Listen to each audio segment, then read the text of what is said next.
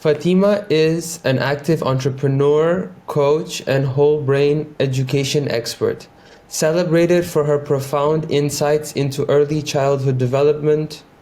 As the founder and CEO of Little Soul Academy, she employs a multifaceted approach to empower children, unlocking the full potential of their minds through innovative education and training programs.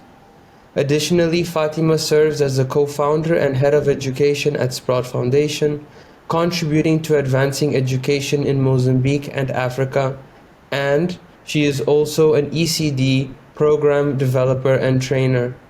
Her commitment to education and personal development is further demonstrated by her volunteer work as an Aga Khan Services International volunteer, where she served as a K1 teacher and English teacher. Fatima's expertise spans early childhood development, training, and facilitation, showcasing a versatile skill set focused on nurturing the growth and well-being of children. With a proven track record, she is dedicated to shaping a brighter future for children and communities. Hello, Fatima. Welcome to Talking with Sprout. I Hi, don't have to introduce myself. We're part of the same team, but how are you? I'm good. How are you? I'm Thank good you so too. much for having me. I'm really excited to share on a bigger scale what I do because I feel that it's just an area that a lot of people don't know about, and I'm really happy to be able to share it on this platform. So thank you. So I wanted to start this interview with knowing a little bit more about your background and how this led to you following education as a profession. Well, my interest in education started around my 20s, I would say, where I was really interested in learning about personal development and really thinking about things like there's so much more to this world than what we just see. And I started reading books on energy, books on mind power, and really soaking up all of that information. And then I went to fashion school. And after I finished, my uncle came to me with a proposal to create a line of unique baby blankets for one of his clients. And it wasn't really something that I was keen on doing because baby blankets are not being a fashion designer. So that's what I wanted to do. And I remembered my guru always used to say to me that you should never refuse any opportunity that comes your way, because when you refuse an opportunity, what happens is you're blocking your own prosperity and your own growth because it's something that the universe has brought to you. So I decided to take the challenge, and the first thing that came into my head was I should create baby blankets with nursery rhymes on them. And when I went back to my childhood nursery rhymes, I noticed that many of them were really dark and violent. And so I started creating my own. And people seemed to love them, and they loved the blankets, and that turned into something even more where I started thinking more about children and what else would I want to give to them, what else that I wanted to provide them in terms of helping them be the best that they could be. And that's sort of when this seed of education and children was planted in my heart.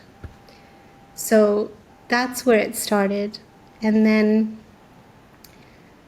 I think over the years, I've come to learn that education for kids has to start with teaching them about self-trust, because this is something that they come with. They come with this notion of self-trust. They're born with this inner awareness that they have.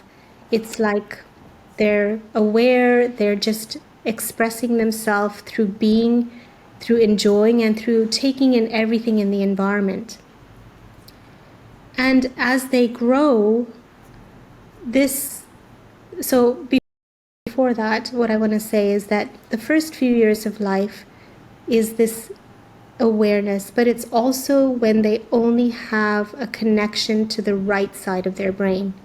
So the right side is basically this kind of being and absorbing the environment. And as they grow, the left side starts to come into the picture. So it comes in step by step, where the first 2 years are only the right, and then as time goes on, it goes from 100% right brain to 90%, 80%, 70%, until the age of about 6 years old, when it's half and half.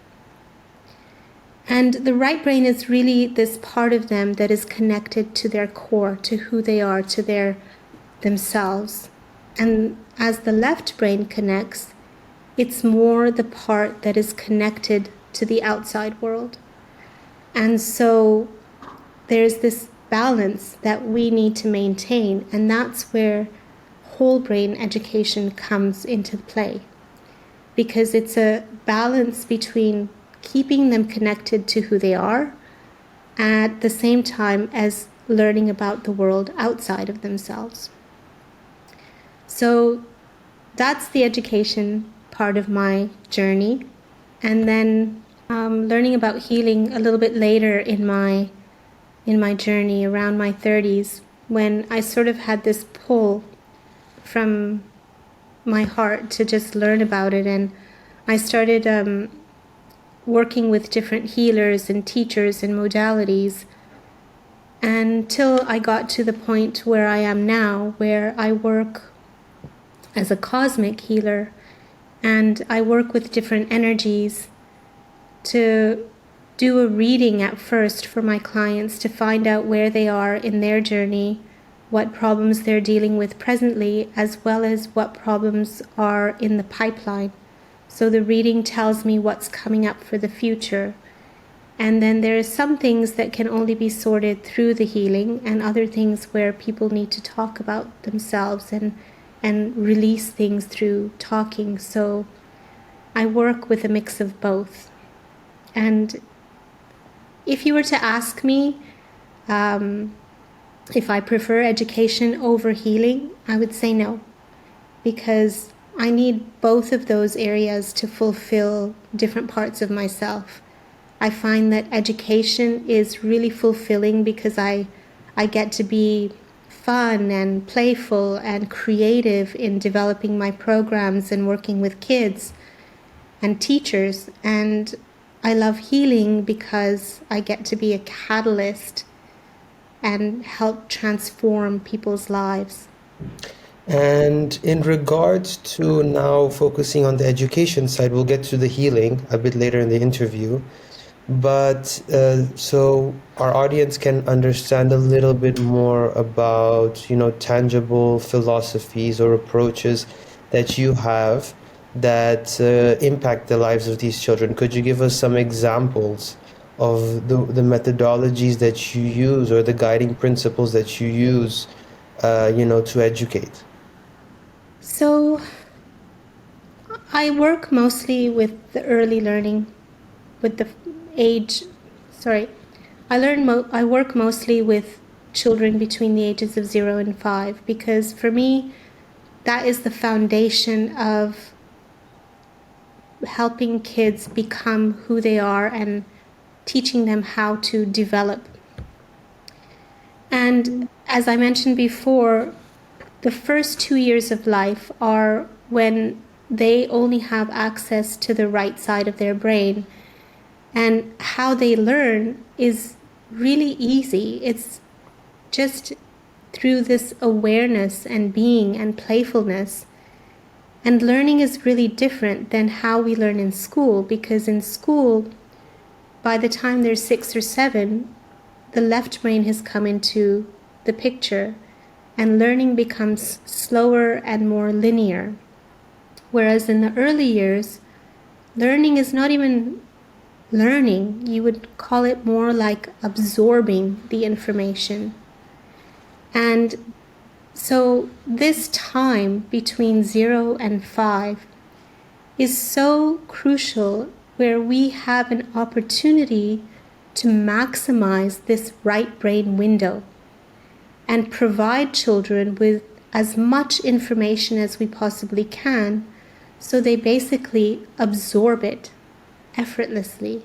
And that's the key, that learning at that time is not work. It's just play, that they suck in all the information. So you can teach children about any topic at that age and they will just suck it in. So I'll give you a really good example. When kids are young, they have in math, I'm going to give you an example about math. Children under the age of 5, especially up to 2.5, have this amazing ability to what we call subsidize numbers, which means they can tell you large quantities without even having to count. It's something that the right brain can do. I don't even know, it's like a magical ability for them. So because of that, we can teach them math very young. And the right brain also is the subconscious mind.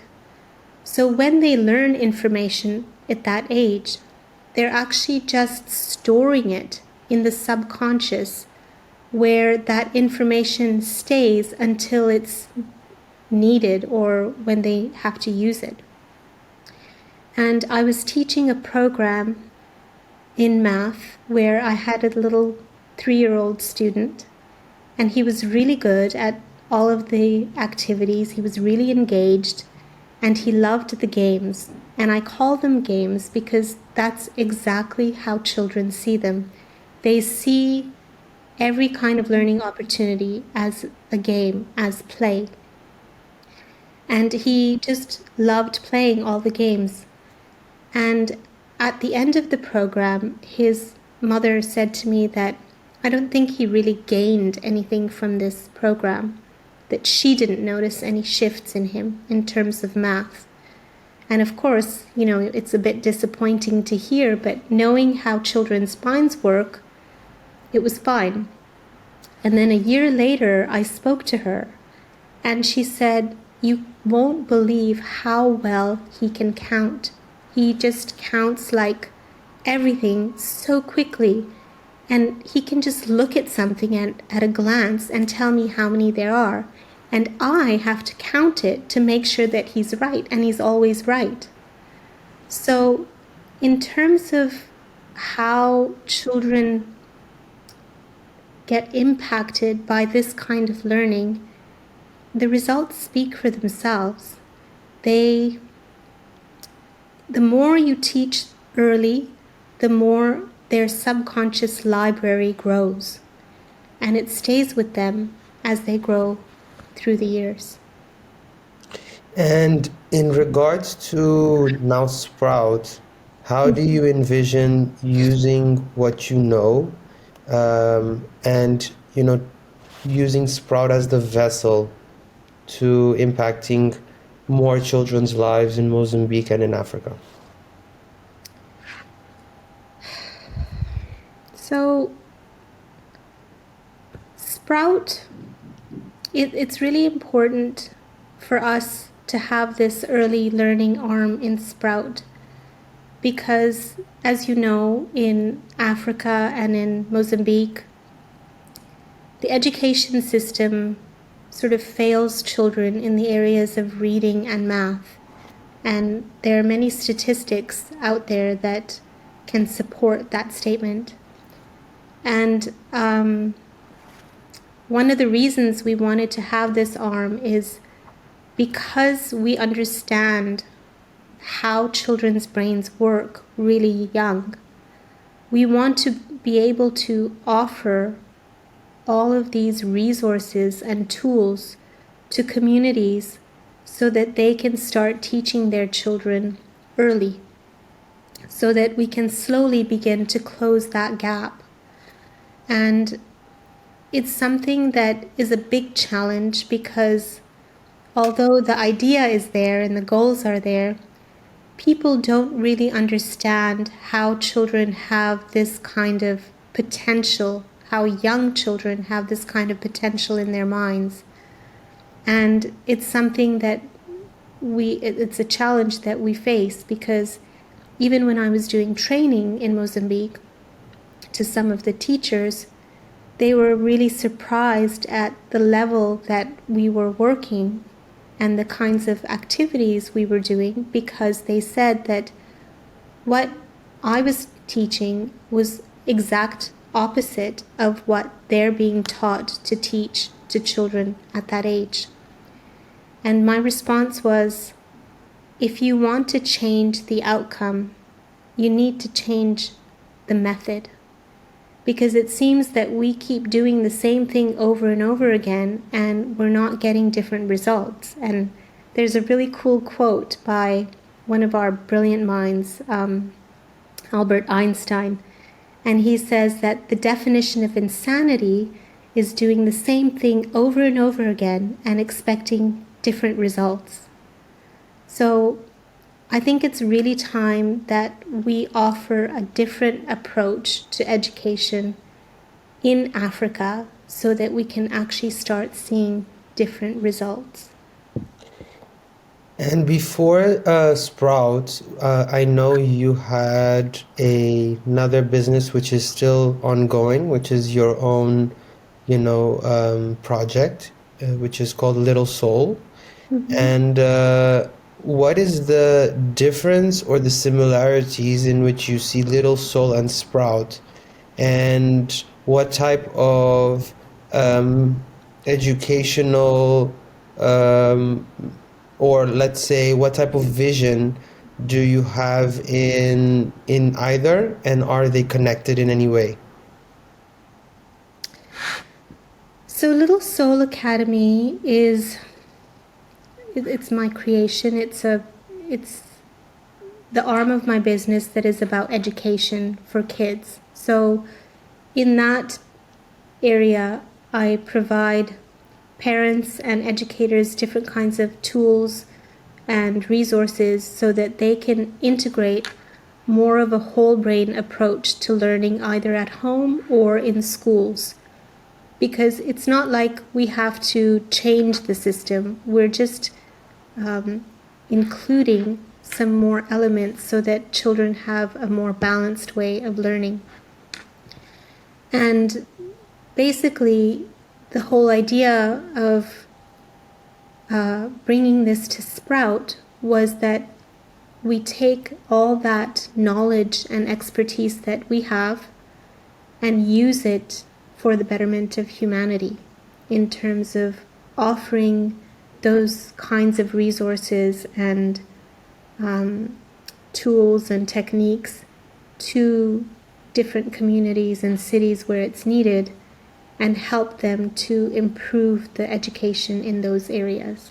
That's quite interesting to understand, because Little Soul and Sprout, or however much different they are, tend to also, in part of the education side for Sprout, have the same purpose, right? Which is to focus on early childhood development.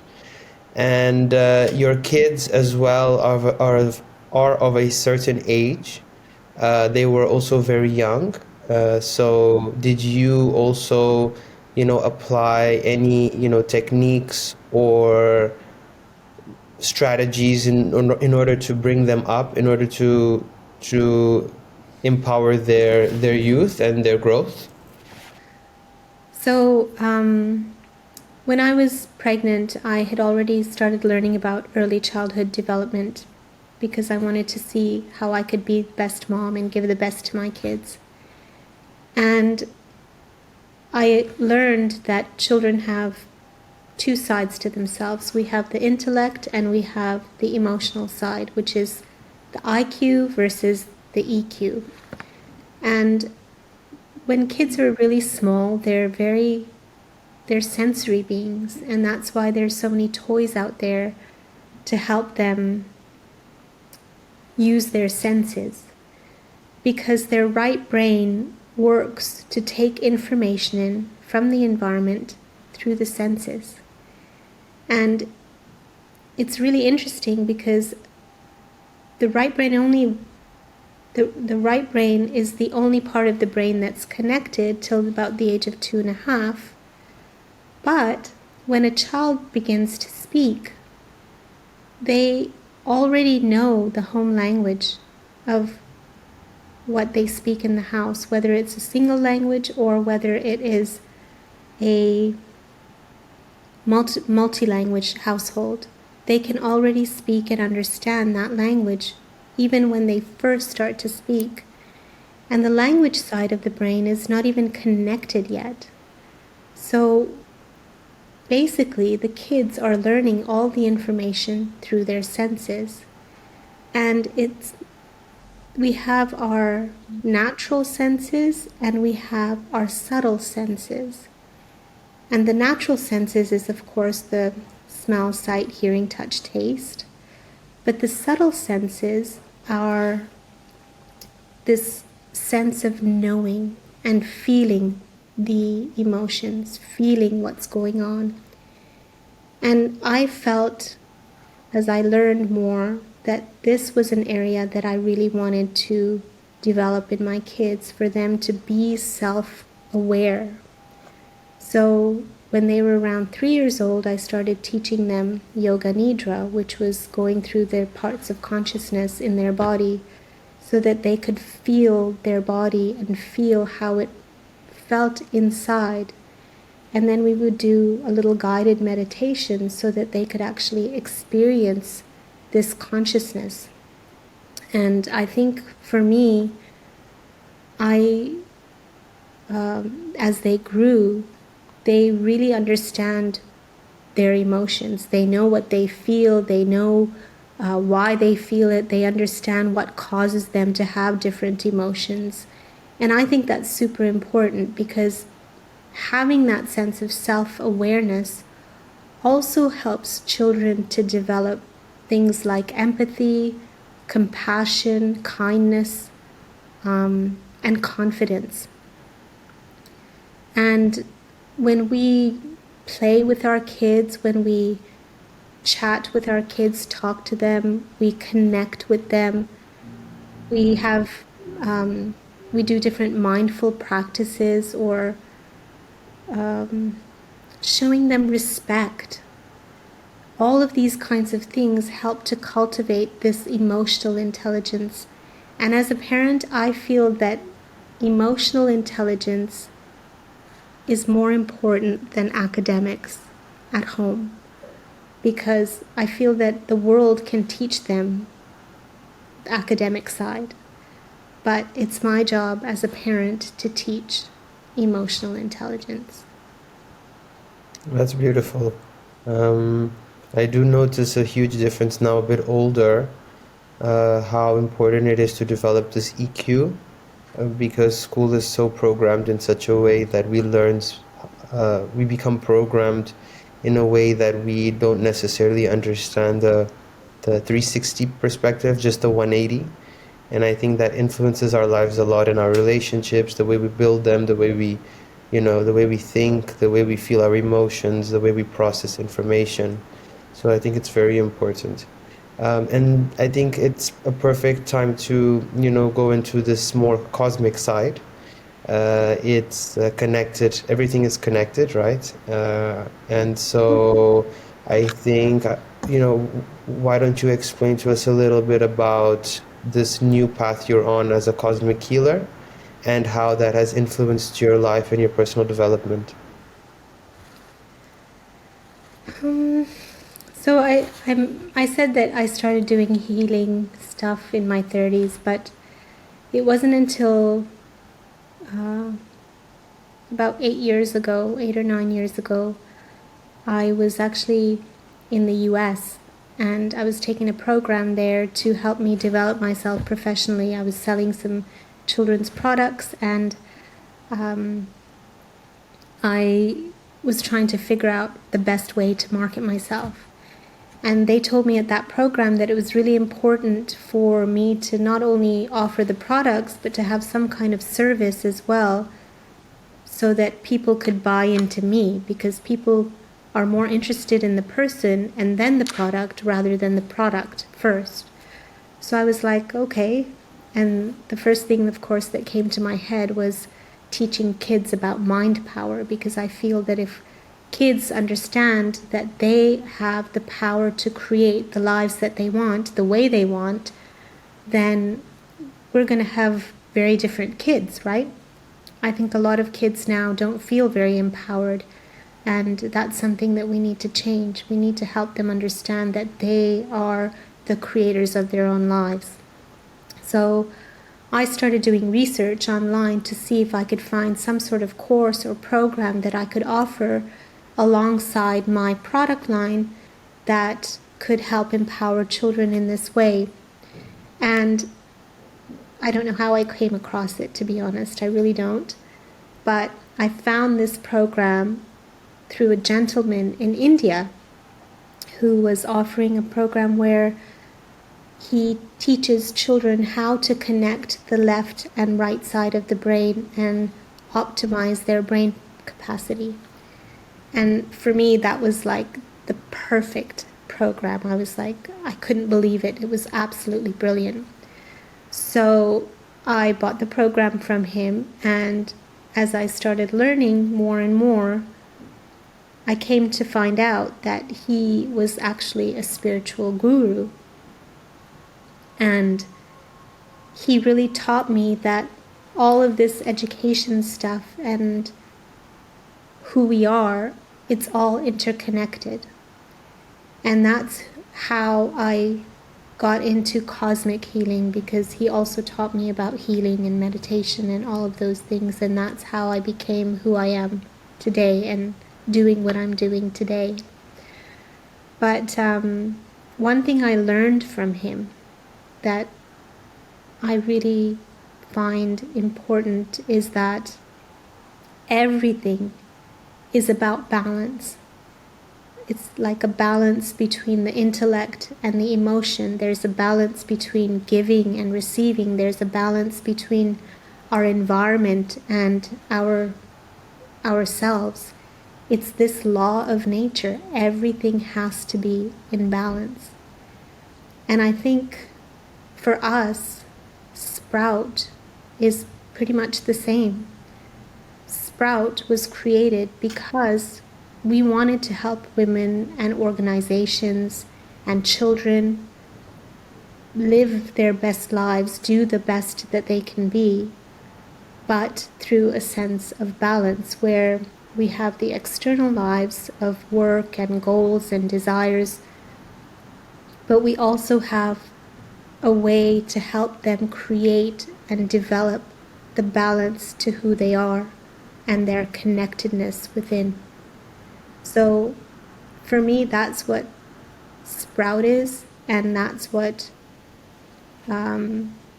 it fits who I am and what I do, and as well as it fits what both of us, Rumina and myself, both of us believe is the way forward. The best way to put ourselves out there is through this sense of balance. Yeah, since I started working at Sprout, I feel a sense, like a huge difference in just the environment that we put ourselves in how transparent and authentic, but also at the same time, how open we are to accepting each one's, individualities and uniqueness. And I think it would be nice for the audience to learn a little bit more about this side, which I know Sprout is heavily invested in. But in regards to maybe leaving like a little tip here or a little example here for the audience, what practices or exercises could you maybe share with us that enhance mind-body connection? Well, one of the most important things that I practice in my life, and I feel is actually the,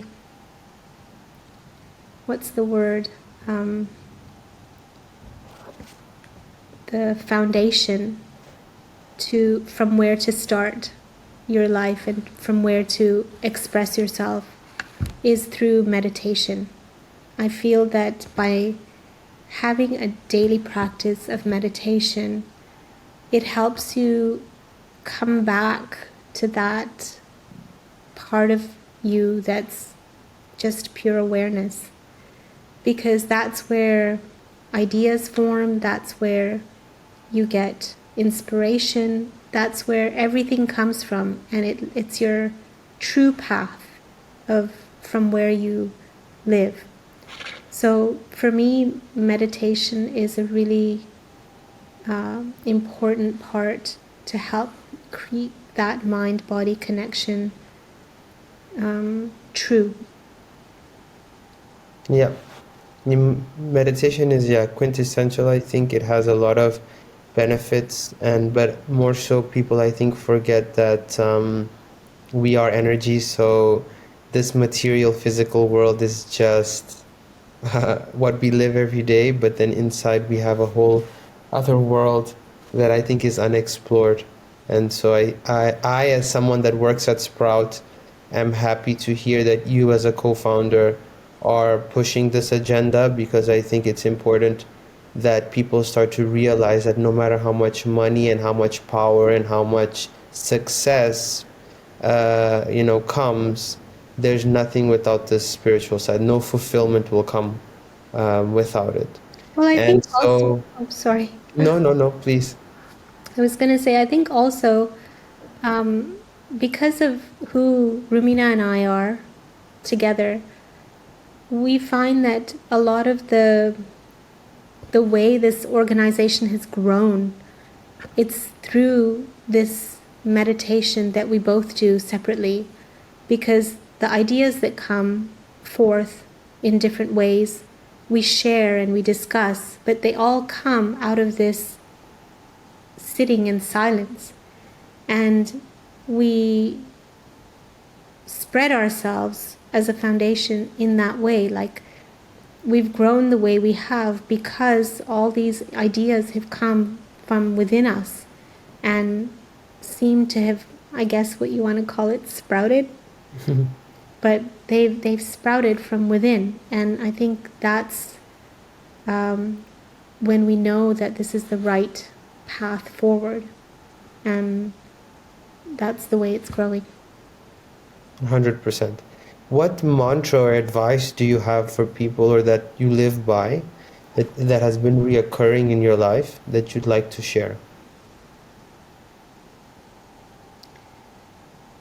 Mantra. Look, there's one mantra that has come up for me for many years, and I see that a lot of people can benefit from this mantra. It's a simple one, and it's I am enough. I think in today's world, many people don't know that they are good enough for the world, for them, to themselves, to their relationships, to their work, whatever the case. I feel that a lot of people don't feel that they are good enough inside of themselves. And this was a mantra that I used in my life growing up, because culturally, in our households, the boys are usually given more attention. And you never think about having a woman to be successful. So I had to train myself to believe in myself. And this mantra of I am enough was something that I used to help me believe that I could actually get to this point of success, or be an entrepreneur, or be a successful woman in the world, because I had everything I needed within me. And I think that is a really powerful, powerful set of 3 words that everybody can use, because we all need to know that we are amazing. We are all here for a different reason. your reason, my reason, everything is different. But unless we believe in who we are as people, just believe in ourselves. And this is the most important thing that I want children to understand. They are enough. And from there, they can start the world. Thank you for being a part of the podcast. It's so short for the amount of knowledge and wisdom that you have. Thank you so much for giving me the opportunity again. I'm really excited to let people learn about this early childhood approach to learning, because it's quite different to what we normally teach and how we teach. But we really have to remember that kids are amazing. They come with everything inside of them already, and all we have to do as parents or educators is to help nurture it and bring it out of them. And it's two sides. Everything is two sides. Balance. So those are my last words. Balance. Thank you so much again. Thank you. Bye.